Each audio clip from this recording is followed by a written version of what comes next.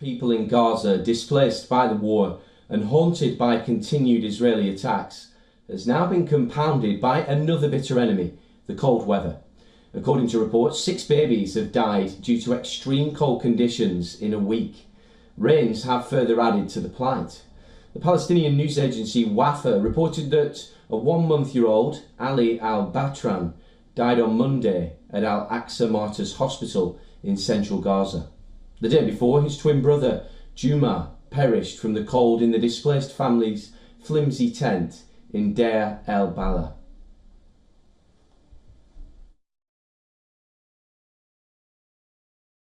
It was 3 a.m. I woke up and asked my wife why she was up, and she said that she has been trying to wake Juma up for an hour, but he is not waking up. And I asked about Ali, and she says he too is not waking up.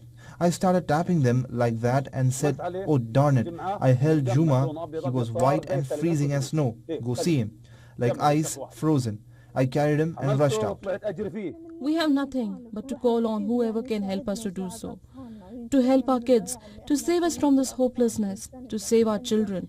I'm an adult. I may take this and endure it. But what did this young one do to deserve this? He cannot endure hunger. He cannot endure the cold, nor the hopelessness. We call on anybody and everybody that can help us. 3 of the 6 babies who have died of hypothermia in the past week lived in the coastal safe zone of Al-Mawasi, close to the southern town of Khan Yunis. Israeli forces have displaced almost all of the 2.3 million residents of Gaza, forcing tens of thousands of them into makeshift tents in open-air camps along the rainy, windswept coast.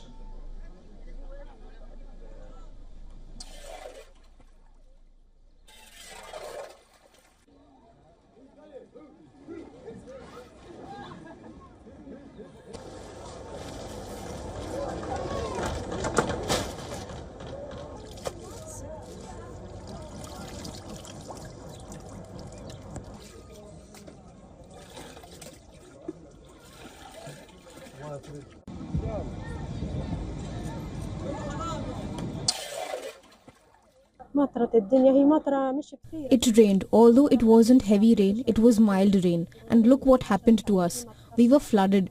The wooden poles of the tent broke. We barely fixed it. The water seeped inside and on the mattresses and my children's clothes. I changed the children's clothes this morning to their underwear. They were sleeping and soaked wet to their underwear. Due to the rain yesterday, water gathered over the worn-out tents and broke them, broke the wood, and the water went down on those asleep. And we got up at 3 a.m. to try and gather what is left of the tent.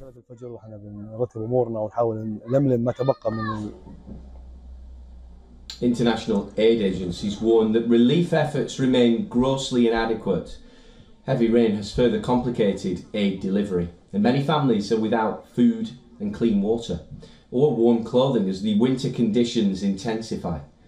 Israeli strikes continue to hit northern Gaza, including Beit Hanun and Jabalia, with intense fighting reported around Beit Lahia.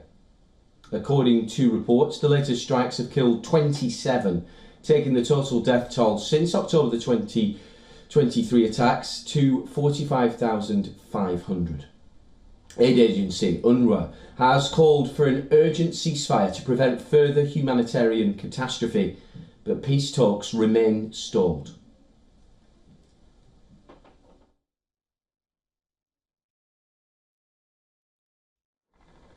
We asked our correspondent Jodie Cohen, who is reporting from Ranana, about the newborn deaths and the aid provided. So Israel has said that it's allowed thousands of aid trucks into Gaza, but the problem is that the aid agencies have not been picking them up.